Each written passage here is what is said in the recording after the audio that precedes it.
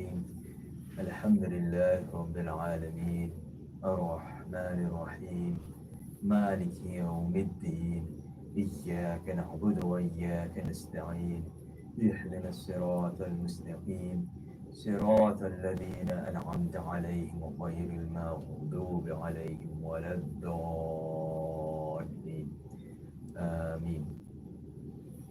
قال الله تعالى في شأن حبيبي إن الله وملائكته يصلون على النبي يا أيها الذين آمنوا صلوا عليه وسلموا تسليما اللهم صل وسلم وبارك على سيدنا مولانا محمد طب القلوب ودوائها وعافية الأبدان وشفائها ونور الأبصار وضيائها وعلى آله وصحبه دائما أبدا صلاة وسلاما عليك يا سيدي يا رسول الله.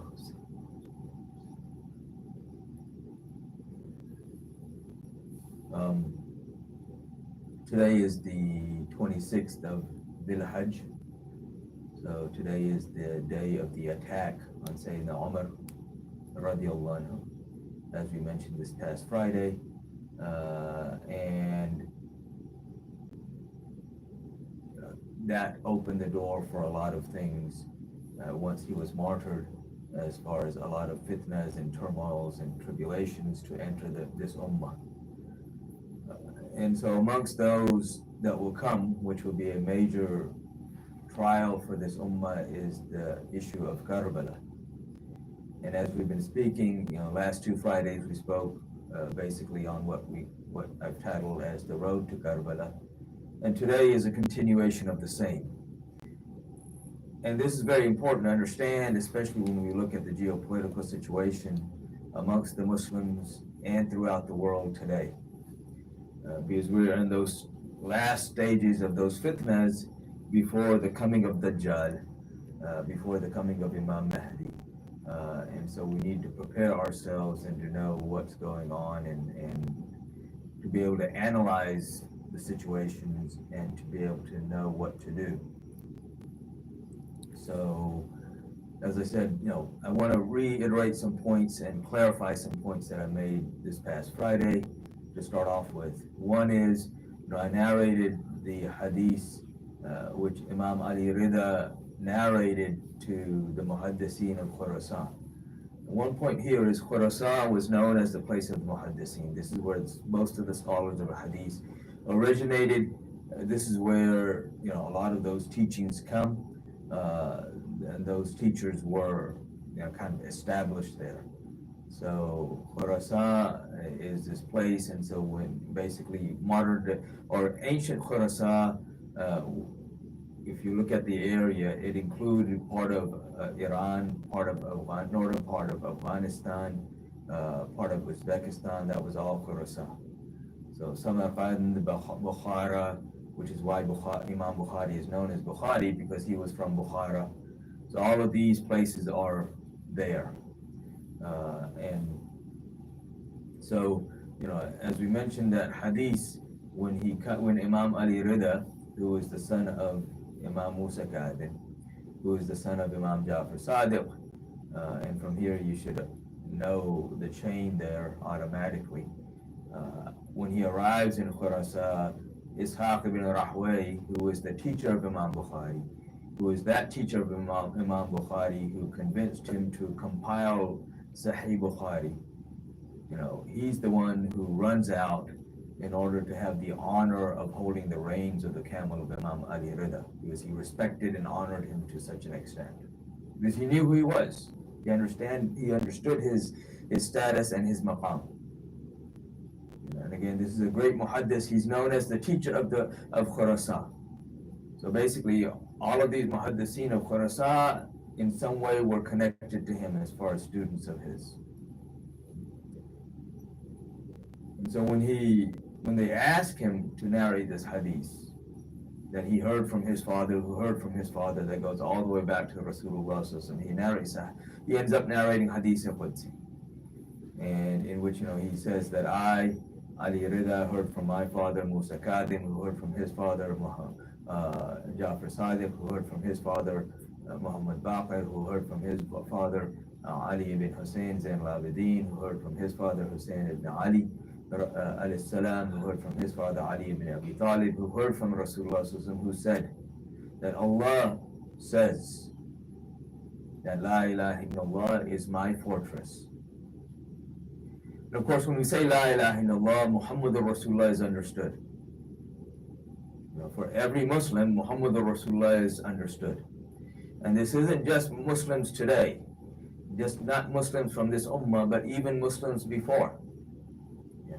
When they used to say La ilaha illallah, Ibrahim Khalilullah, those followers of Ibrahim, because they knew of the coming of Rasulullah, so when they accepted Ibrahim al-Islam, they automatically were accepting a Rasulullah. And if they rejected Ibrahim al-Islam, they were automatically rejecting Rasulullah sallallahu alayhi wa alihi wa sallam. And so he says, La ilaha illallah is my fortress, and whoever enters my fortress has entered safety. And so when the muhaddiseen there, and there were thousands of them, waiting on him and listening to him, when they hear this, they all are so overjoyed that they break out in takbir. And when they do that, Imam Ali Rida pauses them. And he says, hold on, just wait a minute. There are conditions to this, because you can't just, like people do this, man qala la ilaha illallah fadakhala al-jannah. The whoever says la ilaha illallah will enter Jannah. But again, the Muhammad Rasulullah is understood. And all of the implications of Muhammad Rasulullah there are understood. And one of the most major implications of Muhammad Rasulullah sallallahu alayhi wa sallam is to love his household as well, to love his lineage, to love those who Allah subhanahu wa ta'ala created for him, from him.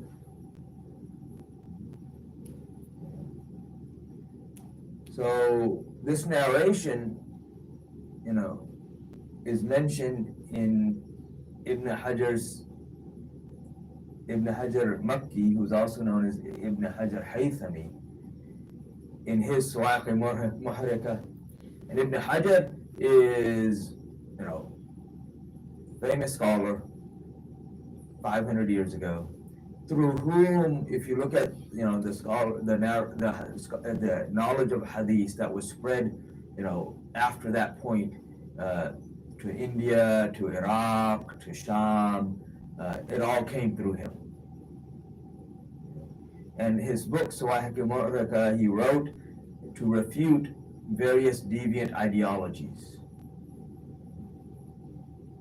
including, the various Shia ideologies and the various Khawarij ideologies. All of these ideologies, he wrote this book to refute all of those ideologies. And he mentions this hadith in that book. And he mentions the statement of Imam Ahmad bin Hanbal, as well as the statement of Imam Ibn Majah, that they said that this chain, just the names of these Imams have within them the authority or the power to heal the insane. So Imam Ibn Hajar Haythami is very famous amongst the Shafi scholars because he himself was Shafi. If you look at, basically he is one of those responsible for organizing the various fiqh aspects of the Shafi madhab after his point. So it's not just anybody mentioning this. So all of these true scholars had all of this honor and respect for the household of Rasulullah sallallahu alaihi wasallam, and honor and respect for Rasulullah sallallahu alaihi wasallam himself, which now brings me to what I want to talk about today. Because from a geopolitical, because unfortunately amongst most people today, all they think about when they think of differences of within, the people that claim to be Muslim, is they think of Shia and Sunni, and then that's it. And this has worked to the advantage of the major deviant groups the group because they blend in so well and they get lumped as Sunni when they are not. So we go back to the time of Rasulullah sallallahu alaihi wasallam. After the Battle of Hunain, this man who took part in the Battle of Hunain, because Rasulullah sallallahu alaihi wasallam is distributing the wealth. He's distributing from the spoils of war to people who, some of the people didn't even take part in the battle, and he's giving to them. Others took part in the battle, but he's giving them much more than what you would normally give to the average soldier. And then he gives, once he's, and these are all, kind of people that had some authority or position within Quraysh, or even those who had come, the leader of the people of Hunain, the armies of Hunain that came against Rasulullah sallallahu alaihi wasallam, even to him, exorbitant gifts, or what people would think of as exorbitant gifts. 100 camels. At a time when anyone who had 100 camels was considered like a millionaire. It's giving. And so this one person, and there were others, but this one person who felt cheated because he wasn't given these gifts. He was only given what was given in proportion to the regular army. He felt cheated. And this one had the audacity to actually say something. So he comes before Rasulullah sallallahu alaihi wasallam, and he says, "Ya Muhammad sallallahu alaihi wasallam," and absolutely no other. He says, "Do justice." If he had said that to anybody else, to Abu Bakr, to Umar, to Ali, to Uthman, to anyone else, it wouldn't have been a big deal. Because it's possible for them not to do justice. Rasulullah sallallahu alaihi wasallam is justice. Even to imply that he can do an injustice is in itself an injustice and a sin, if not exiting Islam in itself. So he comes to Rasulullah, so he says, "Do justice. You didn't give me anything. You didn't give me what you gave to all these other people." That's basically what he's saying. I want more. Rasulullah sallallahu alaihi wasallam calmly says to him, he says, "If I do not do justice, who can do justice?" He sallallahu alaihi wasallam is the definition of justice. He says, "If I can't do justice, who can do justice? And if I don't do justice, all of you will be destroyed."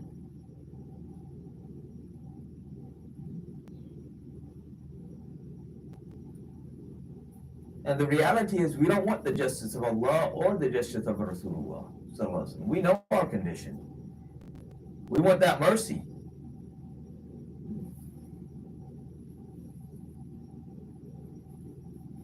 And when Rasulullah sallallahu alaihi wasallam responds to him like this, he turns his back and walks away. He didn't get anything. Turns his back on Rasulullah sallallahu alaihi wasallam.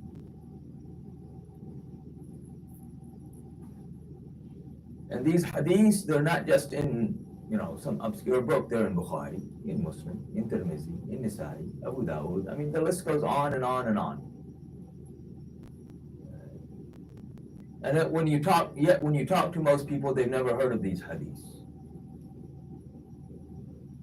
Because there's been a very concerted effort to keep people from knowing this, because it exposes certain people. So when Umar radiallahu anhu draws his sword and Khalid radiallahu anhu draws his sword and said, "Ya Rasulullah, give me permission," Rasulullah sallallahu alaihi wasallam says no.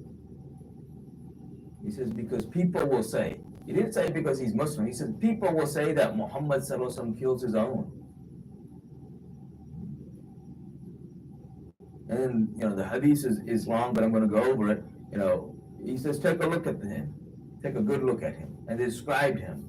Sunken eyes, prominent cheeks, thick beard, a prominent forehead, shaven head.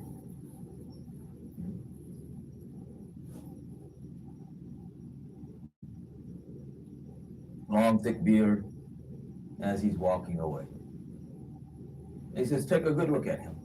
Because from him and those who associate with him will come a people who will recite the Quran in such a way that you will be ashamed of your recitation. Reciting it constantly, reciting it eloquently, perfect pronunciation, real good voice, all of those things. But it will not get past their collarbones, meaning nothing will go into the heart from the Quran. And they will think that it will be a witness for them on the day of judgment, but in reality it will be a witness against them. And your salat will seem insignificant to theirs, and your fasting will seem insignificant to theirs, and they will pass through Islam like an arrow through its prey. The arrow goes through the prey, it never comes back. You don't have a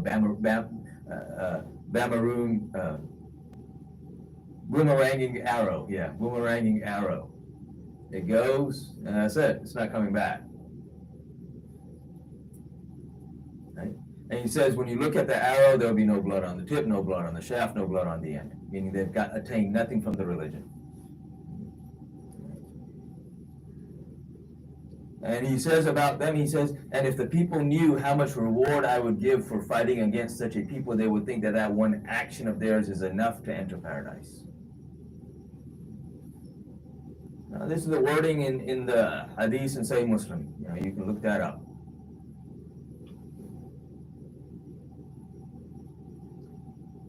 And then, and he tells to Ali, I think he says, oh Ali, you will fight against them.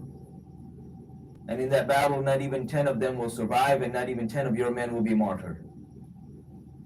And he describes one of their leaders, defective arms, the skin will be strange, kind of soft skin on his arms, various defects within him.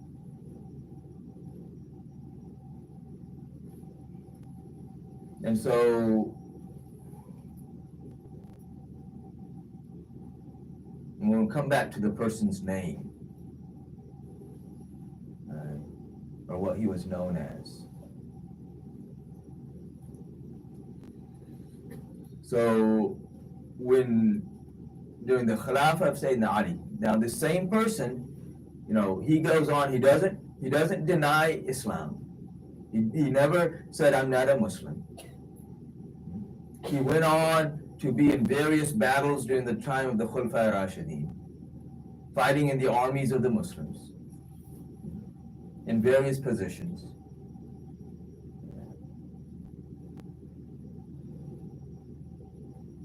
And so, until we come to the Khilafah of Sayyidina Ali, radiallahu anhu. And one thing before I go forward, there's a verse in Surah Tawbah. So Surah Tawbah, Surah number 9, which deals with the hypocrites. I'm just going to go over the translation. This is rough translation, starting from verse number 55. Allah subhanahu wa ta'ala says, let not their wealth nor their children dazzle thee. In reality, Allah's wish is to punish them with these things in this life, and that their souls may perish in their very denial of Allah. They swear by Allah that they are indeed of you, but they are not of you, yet they are afraid of you. If they could find a place to flee to, or caves, or a place of concealment, they would turn straight way thereto with an obstinate rush. And among them are men who slander thee, meaning slander you, Rasulullah sallallahu alaihi wasallam, in the matter of distribution of alms, distribution of the wealth, or the distribution of the spoils of war. They slander you. If they are given part thereof, they are pleased, but if not, behold, they are indignant. If only, and that's verse number 58. If only they had been content with what Allah and His Messenger sallallahu alaihi wasallam had given them. And they had said, sufficient unto us is Allah. Allah and His Messenger will soon give us of His bounty. To Allah do we return our hopes. So there are many scholars who say that verse 58 was revealed because of this incident. So Allah subhanahu wa ta'ala is describing some of the hypocrites in this. So now what happens during the Khilafah of Sayyidina Ali karamallahu wajh. You have the Battle of Siffin, and in the Battle of Siffin, which is between Ali radiallahu and Muawiyah radiallahu anhu. Ali radiallahu forces are about to overwhelm the opposing forces. But then the other side played this trick. And they said, we'll accept the arbitration of the Quran. The arbitration of the Quran, we accept what the Quran will say. Ali and his men, the men in the army of Ali, put down their weapons when they see this.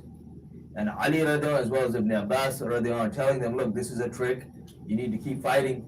They said, no, this is the Quran. We will accept the decision of the Quran.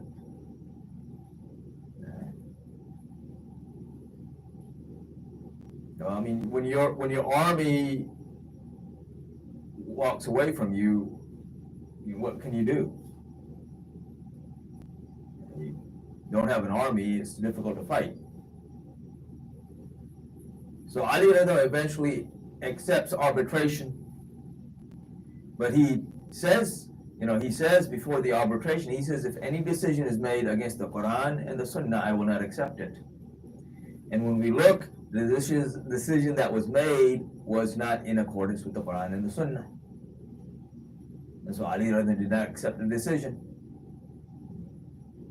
He is the Khalifa, it is his right. Not only is it his right, it's his duty.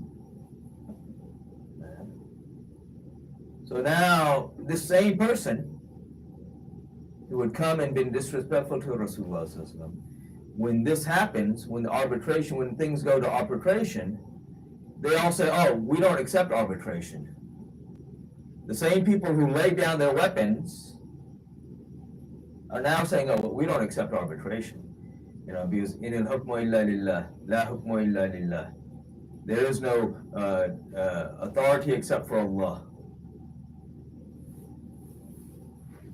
So the Quran will decide for us. Okay. So now, when this happens, this large group breaks off from the army of Ali. The same people again who had laid down their weapons, who said, no, we're going to go with the decision of the Quran. Now when arbitration is taking place, they say, oh, Ali, you betrayed us. You're accepting the decision of a man. There's no decision for Allah. We accept the decision of the Quran.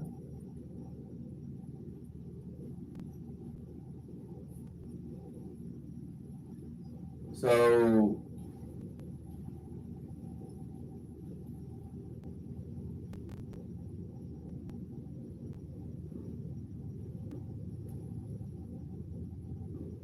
what happens at this point now is that they break off and they start killing people that support Ali.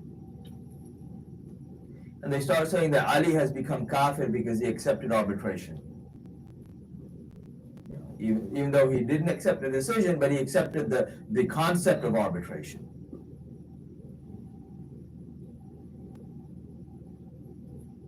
And so eventually the Battle of Nahwan takes place. And the leader of these people is the same person who came and was disrespectful to Rasulullah sallallahu alaihi wasallam. And his name is Dhul Khuwaisra at-Tamimi al-Najdi. So he's from Banu Tamim of Najd. And Najd is Eastern Arabia. Riyadh, modern day Riyadh, is the center of Najd. So,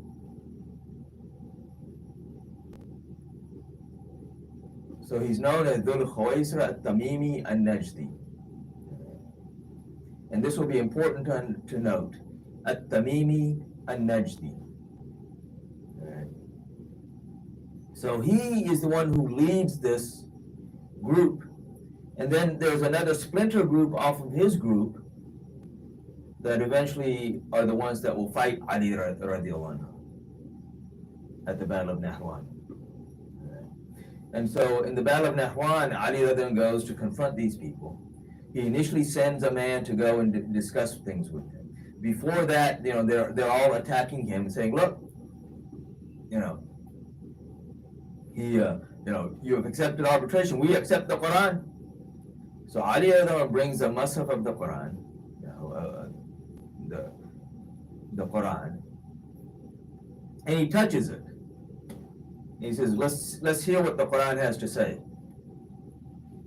The Quran will speak to us. And of course, the book didn't say anything, which is his point. He said the Quran are the words of Allah, but to understand that, we have to take that in and then explain it. The Quran is not going to speak to us, even though the reality is, this is the Quran is Samit. This is the silent Quran. Quran in Natiq is Rasulullah himself. And then through him, Sayyidina Ali Karamallah Wajh is also Quran in Natiq, the speaking Quran. And we know this through the statements of various companions of Rasulullah sallallahu alaihi wasallam.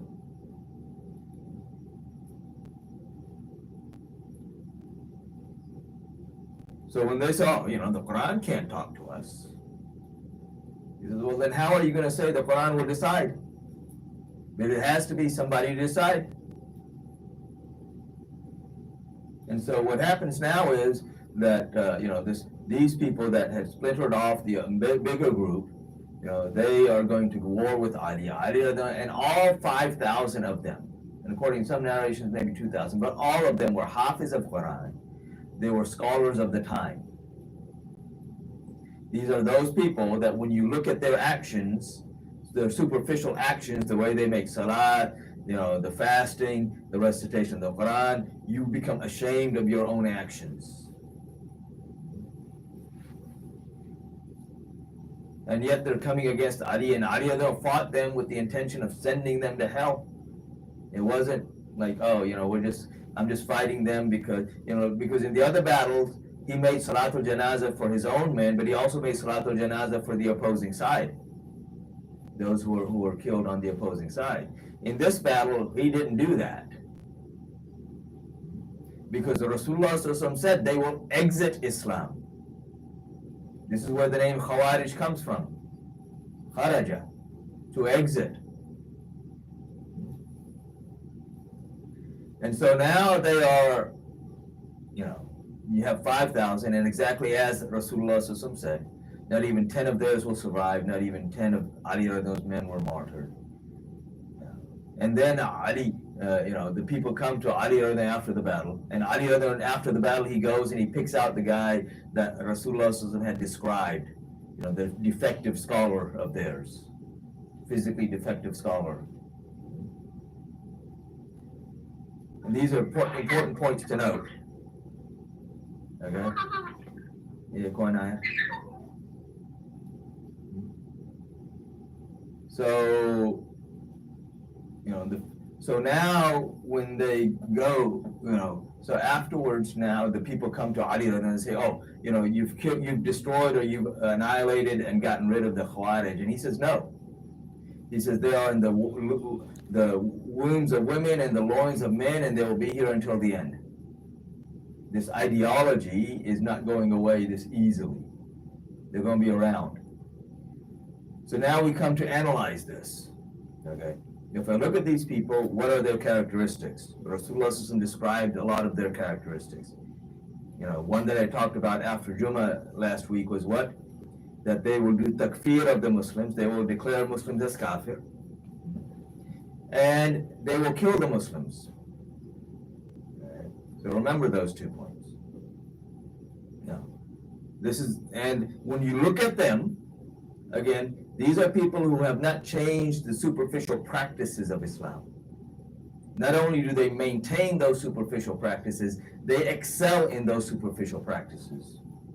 As far as the recitation of the Quran, making salat, doing fasting, all of these things they excel in. But they were disrespectful to Rasulullah, even questioned his justice.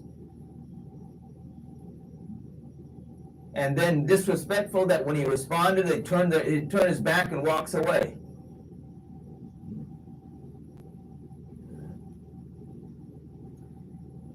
And again, Rasulullah is describing them. Other groups he mentioned. He didn't go into any much detail. Certain people, like he says to Ali, two groups will deviate because of you. One in extreme love and one in extreme animosity. He didn't go into the details of the extreme love group. But he went into the details of this other group. Why? Because they are a bigger threat than anybody else, including the outside enemies. When you look at enemies from the outside, they're relatively apparent. But it's the enemies from within that are the danger. So these, again, if you look at the description, they kill the Muslims, they do takfir, they declare the Muslims as kafir. They are disrespectful to Rasulullah, and which is the main thing. They have animosity against the household of Rasulullah, whether it's openly saying things against them, or not wanting to listen to their praises, or when somebody is talking about them, kind of getting anxious and saying, "Oh, well, what about so and so, and what about so and so?"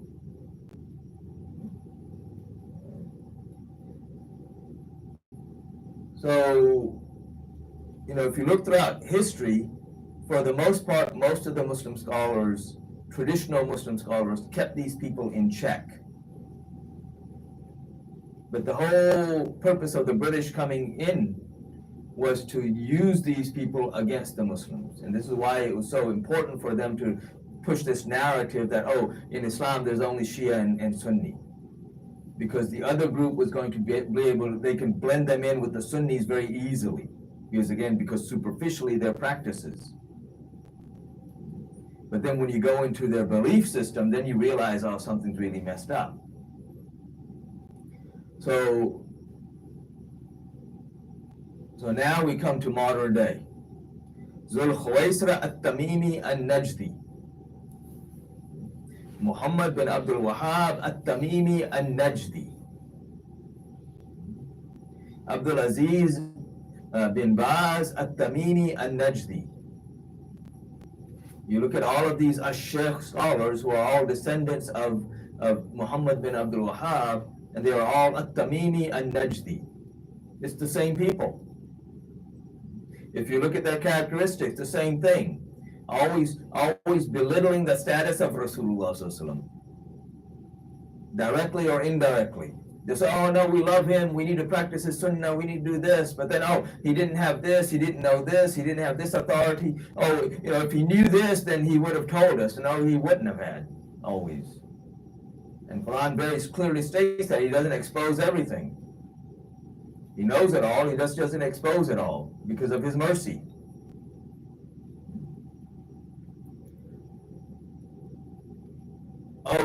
He made this mistake. They even had a conference several years back as to the sins of Rasulullah, the dham.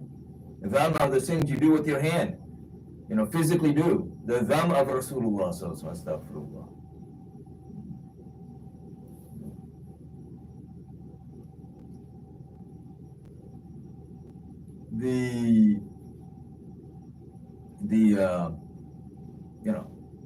There's so much here as far as the correlation there.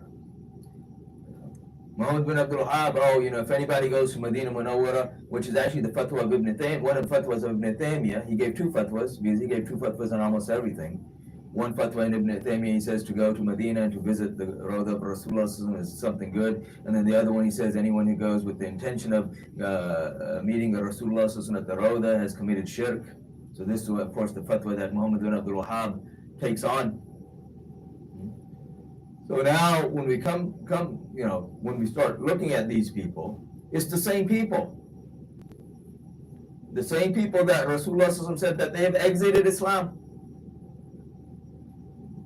You look at them, you look at the way they recite the Quran, and everybody's in awe. Wow, what a recitation.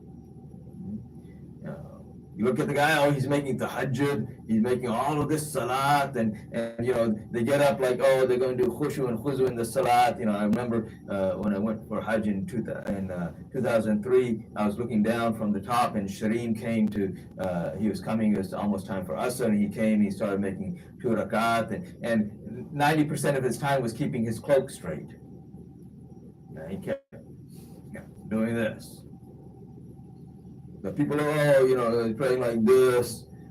Oh, wow, look at the khushu and khuzu in his salat, right?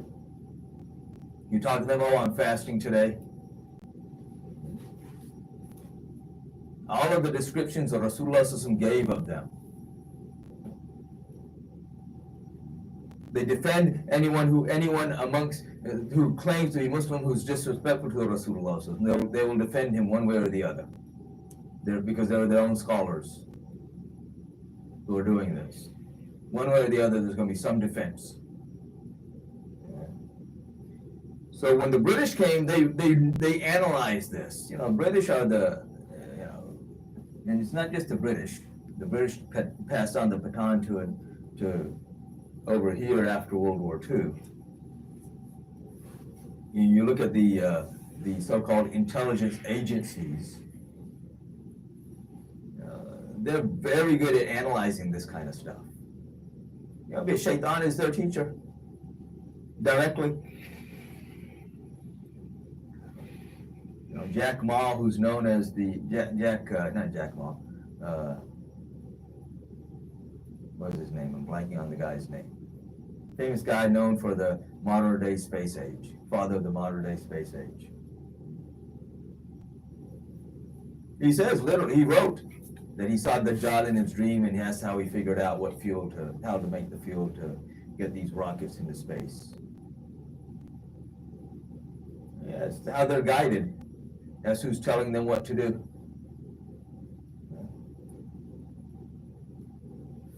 So they go and they analyze and they realize, if we get these people in control and in controlling positions, then this nation will be under our control, and we can do with it whatever we want to.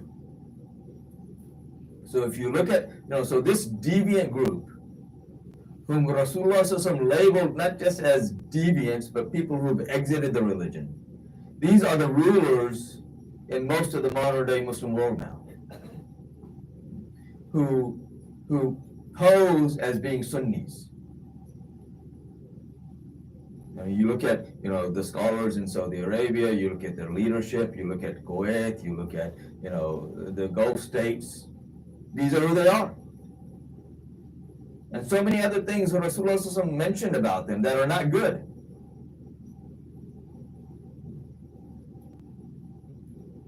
And he says specifically about Najd, Qarna Shaitan, the era of Shaitan will arise from there.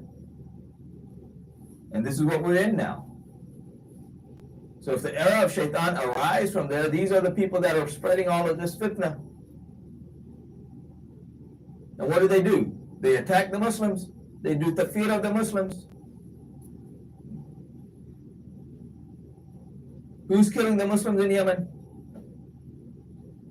Who is killing the Muslims in Sham? Who's still killing the Muslims in Sham?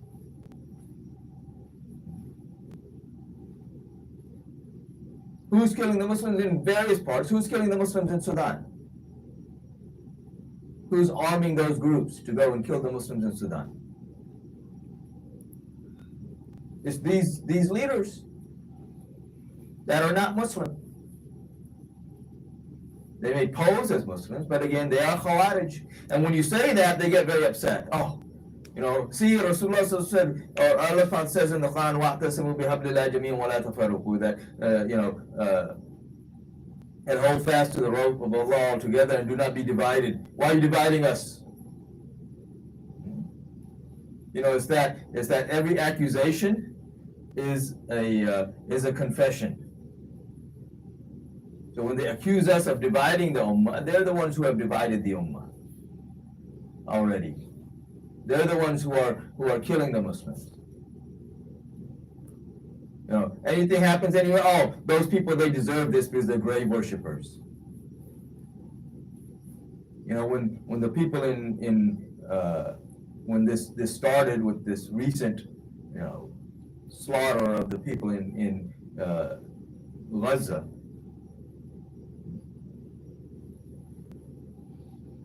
what were their accusations? Oh, they deserve this because these are grave worshippers. That's what they said. And then when they realized, public sentiment is going the other way, then they had to modify their statements. But their actions are still the same. They may, even when they talk about supporting, they never actually do it, even when they have the means to do it. They never do it. It's just talk, because all they're doing is biding time to be able to kill more people or have more people killed, directly or indirectly.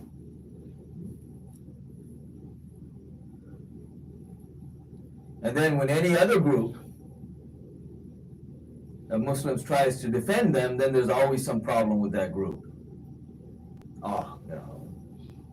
Their aqidah is not right.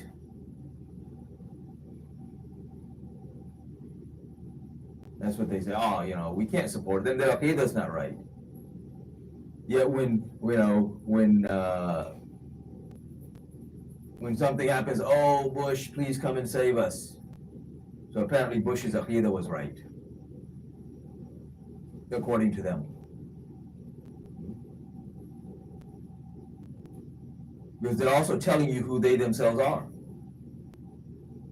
This is who they are.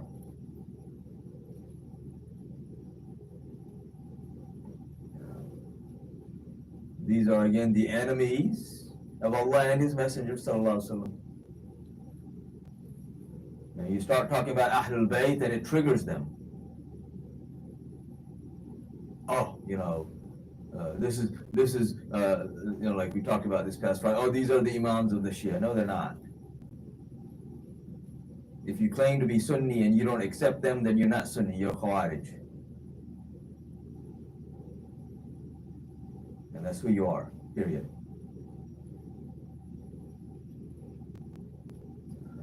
And and the hadiths are very clear on this, but again, they don't want to even mention those hadiths. Even the hadith of Qarn al-Shaytan, from the horn or the era of Shaitan arising from Najd, it's in Sahih Bukhari. The narrator is Abdullah ibn Umar radiallahu anhu. It's in Bukhari. But how many people know it? All these people say, oh, Bukhari, Muslim. Well, it's in Bukhari. It's right there. So this is how they have controlled the masses, because they've installed these people, and the sad thing is that we have allowed them to be installed. We have allowed them to control us, because by justifying their actions, by justifying their ideology, by justifying what they say, and especially when it comes to the honor of Rasulullah sallallahu alaihi wasallam, when they use these verses out of context, قُلْ إِنَّمَا أَنَا بَشَرٌ مِثْلُكُمْ, they use that, say, where Allah subhanahu wa ta'ala says, say to them that I am a human being of your mithl, similar to you. Of course, they use that totally out of context. And when we buy into that, then the help of Allah is not going to come to us. People think, we can be successful in this world by imitating the non-Muslims. No, we can't. A Muslim cannot be successful in this world by imitating the non-Muslims. Period. If you claim to be Muslim, if you claim to be the follower of Allah and His Messenger, which also means that you're claiming to be the lover of Allah and the lover of Rasulullah, the same rules don't apply anymore. Because for the disbelievers, Allah gives them in this dunya. Different rules apply there.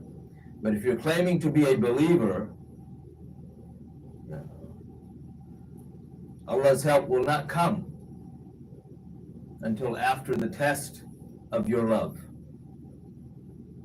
And if you falter in that test, then there is no help. So when these guys, when they,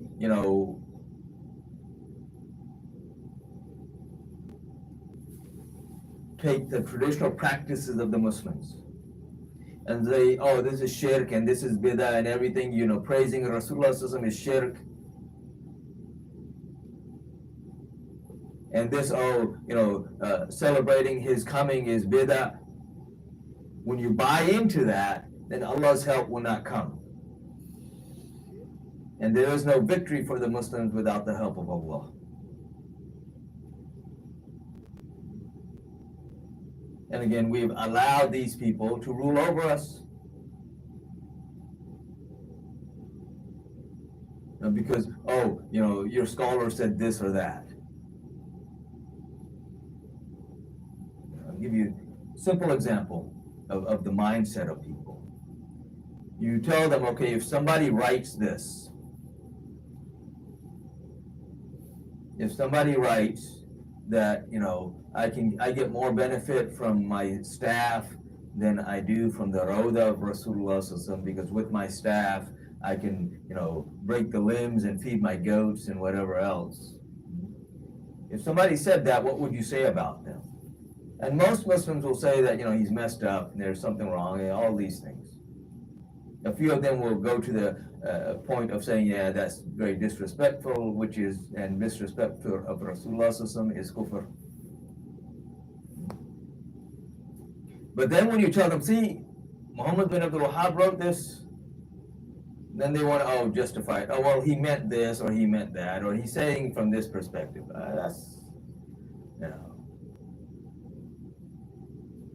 Or you tell them, okay, look, this is what this scholar wrote. Or if somebody says, if somebody challenges the knowledge of Rasulullah or challenges authority, then we'll go into the details of how they do that. And what would you say? So, I would say that he's crazy or he's out of Islam or whatever else. Well, then you show them, okay, this is what your scholar wrote. Then they want, then they want to start justifying it. And this is exactly why Allah subhanahu wa ta'ala has allowed these types of leaders to rule us. Because of this attitude.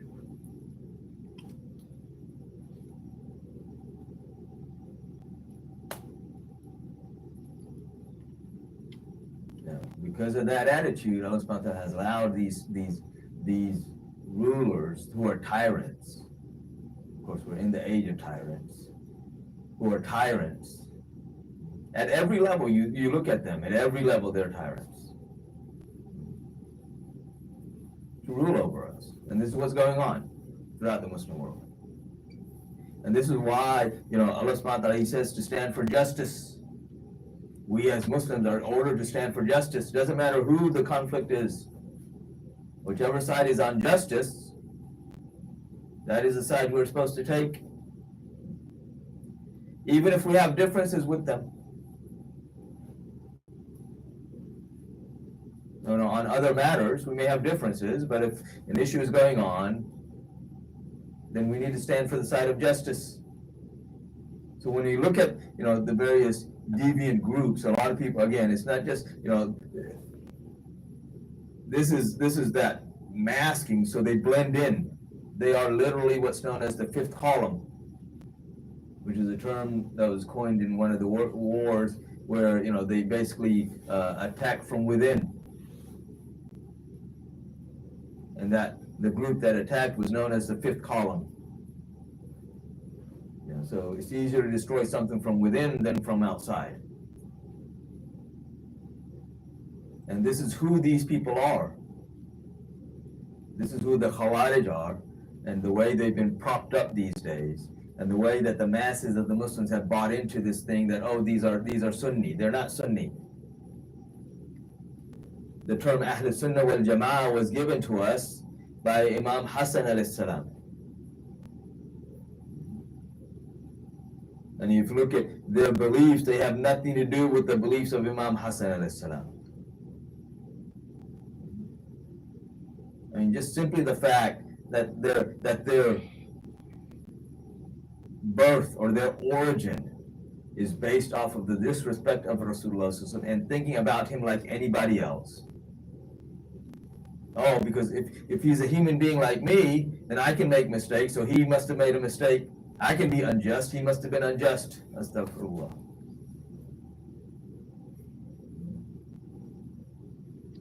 These are all extensions of that thought. And you look throughout the Muslim world, these are the people that are in control.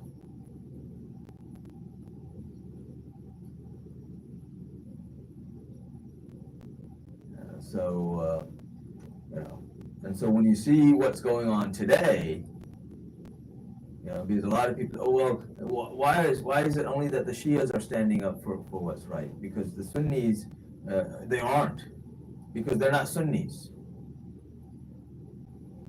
It's interesting. The leader of the Sunnis in Iran,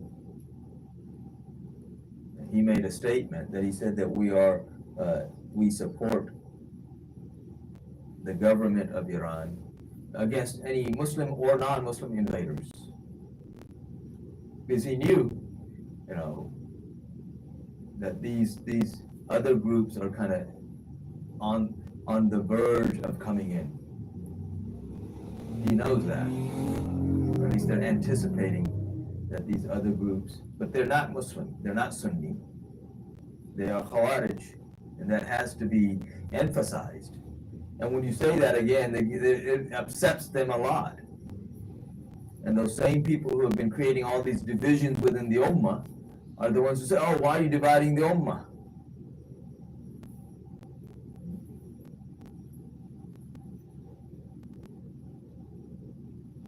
They're always criticizing all the other groups, even when they're doing something right. This is why they keep attacking Yemen. Why they were attacking Sham, until finally now their man is in control there. And it's obvious who they're puppets to, where their loyalty lies. It doesn't lie to the Muslims. Their loyalty is not towards the Muslims. Their loyalty is not, towards Islam. Their loyalty is not to Allah and His Messenger. Their loyalty is to the forces that are against Allah and His Messenger. And if you haven't figured out who those forces are these days, what can I say? And that's part of the problem with these, even with the videos that we put up. I'm limited in how I can say things. Otherwise, everything gets shut down.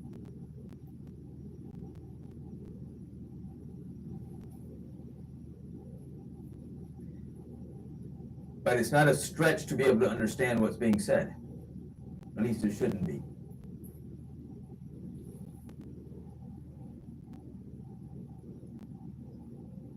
But even when you look at their description in the Quran,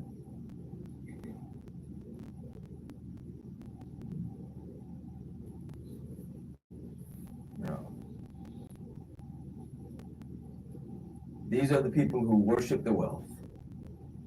Like Rasulullah, he described, that the hour will not come until the barefooted Bedouins,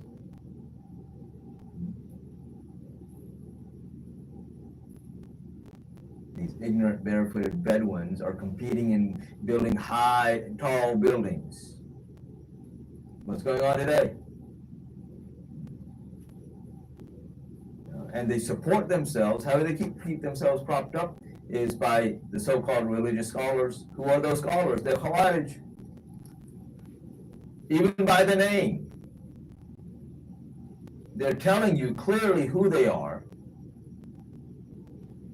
I mean, look at you read the hadith, Zul Khuwaisra at-Tamimi an-Najdi. And these guys, they proudly put that on their names, at-Tamimi an-Najdi, because that's who they are.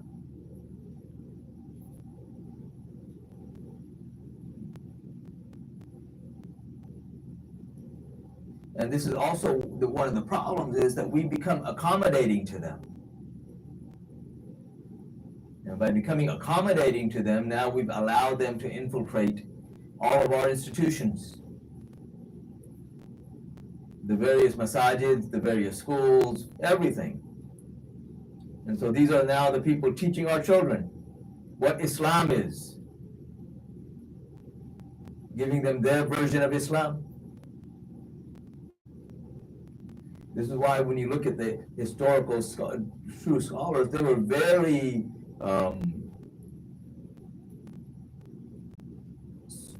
stringent on not even wanting to interact with these people. Example of Ibn Sirin. Ibn Sirin is, a lot of people, they know him simply as a scholar who interpreted dreams. But he was a faqih amongst the tabi'i, those who saw the companions of Rasulullah, to the extent that even the companions respected him and would consult with him. When his mother passed, she was so honored and respected amongst the companions of Rasulullah that 3 of the wives of the Rasulullah gave her ghusl. He's sitting with his students. And this Khawarij comes. And he sees him and he knows who it is. And he tells him and he says, leave. And he says, what's wrong? That man, he came, he sat down, and Ibn Sirin, he says, leave, I don't want you here. He said, what's wrong? Let me recite some Quran for you. He said, I don't want to listen to the Quran from you. Go. He said, well, let me narrate a hadith of Rasulullah for you. He said, look, I don't want anything from you. You need to go. And then he finally says, either you go or I'm leaving myself. And finally the man left. And his students say, what was wrong? He just wanted to recite Quran. He wanted to narrate hadith. He said, if I listen to Quran from him, he will recite it very well. And maybe my heart will become soft towards him.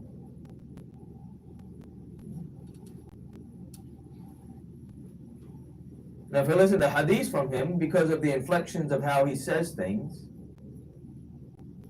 it may change the meaning. And that in itself will influence me. So I don't even want to hear it from him.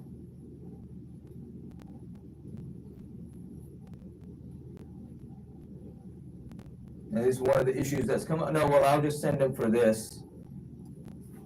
But you don't realize the other poison that he's being given along with that one thing.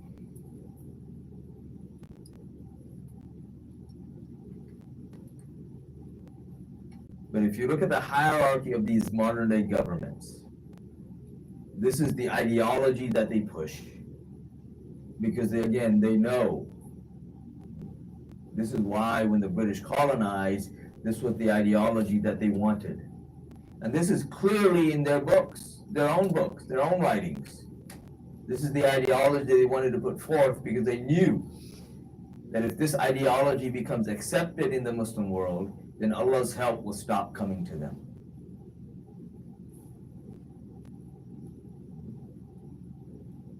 Why else do you think they push this? The whole goal of Lawrence of Arabia was to push this ideology. Because it also makes it easier to control things, because for them, anyone who doesn't agree with them is kafir, and their blood and their wealth is lawful for them. Because within Islam you have legitimate differences of opinions on certain things. You also have certain illegitimate differences of opinion. But just because there are illegitimate differences doesn't negate that, there are legitimate differences of opinion. And anyone who disagrees with them suddenly has become kafir and mushrik and bidati and everything else, simply because he disagrees with them.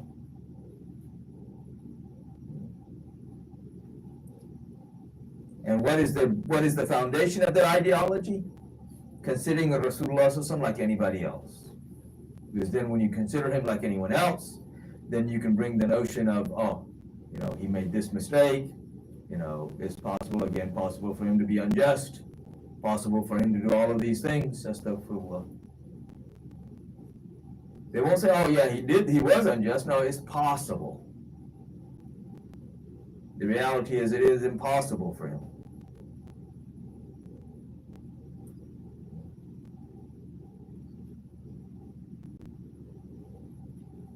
But these are things that led up to the events of Karbala. The emergence of these people, and then, the infiltration of that ideology within the common man. Not necessarily the common man, but within certain groups that were in the ruling class. If you look at Banu Umayyah, even though they're constantly fighting against the organized groups of Khawarij, and this is the first deviant ideology that organized as a group. You have other deviant ideologies that they did something, but they didn't organize as a long-standing group, right?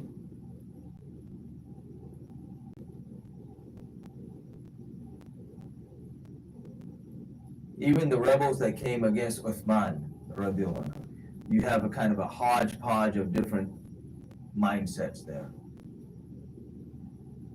But within this now, things became very cohesive for them.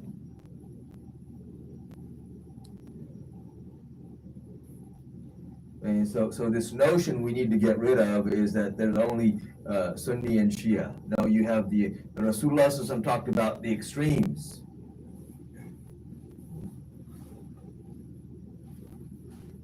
So if you have one extreme, you have to have another extreme. And then you have to have the middle. The true Sunni is in the middle. And he has nothing to do with either extreme. So if you're going to say that there's only, Sunni and Shia, well, what about the other extreme?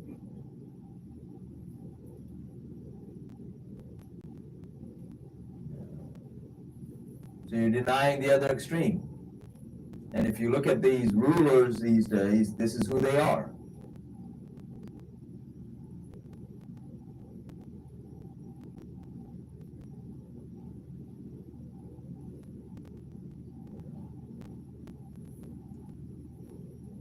Even within, and then within the extremes, you have different, breakdowns and different groups and different groups that have splintered off. There's a lot of people also tell you, the modern day Khawarij are just the Ibadis in Oman, which again is also not true.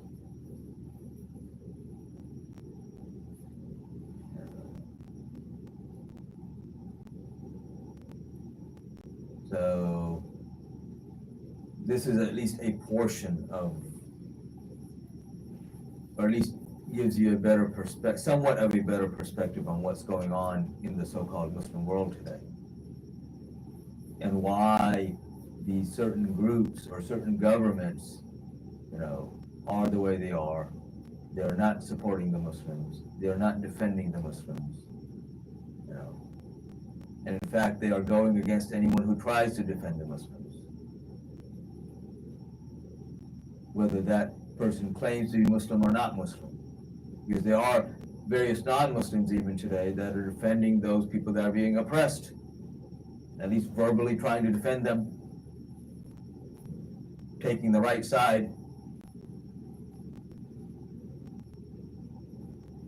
which should be the position of every true Muslim.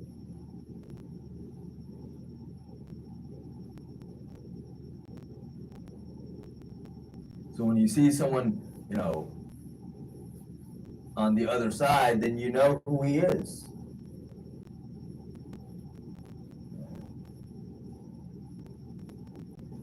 Inshallah, we'll end here today, uh, unless there are any questions on what I mentioned today.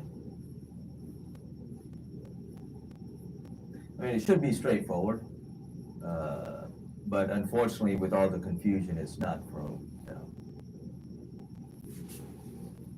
So may Allah subhanahu wa ta'ala guide us to the straight path and allow us to defend those who are being oppressed, to be on the side of justice, to be on the side of right, of haqq. And of course, Ali radiallahu anhu is on the side of haqq. He is haqq. Rasulullah sallallahu alaihi wasallam said that, oh Allah, turn truth in the direction of Ali. And so may Allah subhanahu wa ta'ala place us, you know, in the categories of the lovers of Ali and the defenders of Ali.